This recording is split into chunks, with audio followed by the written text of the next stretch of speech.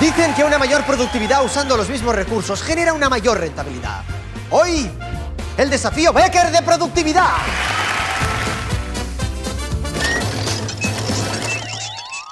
A mi izquierda tenemos a David y a su máquina con la bomba Becker, best in class en bombas de vacío. Y a mi derecha saludamos a Goliat y a su máquina con la bomba de vacío de siempre.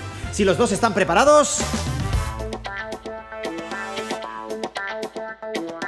¡que empiece la prueba de las hamburguesas!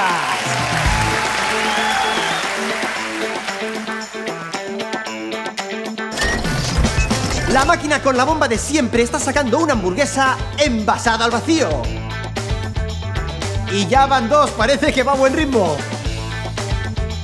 ¡Atención a la máquina con la bomba Becker! ¡Emoción asegurada! Y David gana a Goliat. La máquina con la bomba Becker ha obtenido una mayor productividad.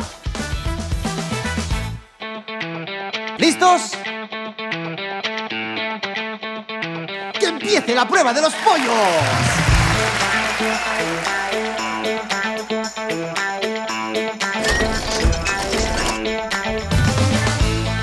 La máquina con la bomba Becker se adelanta. Pero de la máquina con la bomba de siempre salen no una, sino dos bandejas. Situación muy igualada.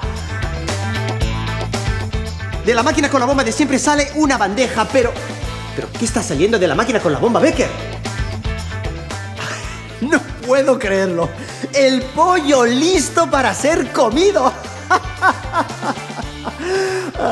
Esta bomba aumenta la productividad hasta límites inimaginables.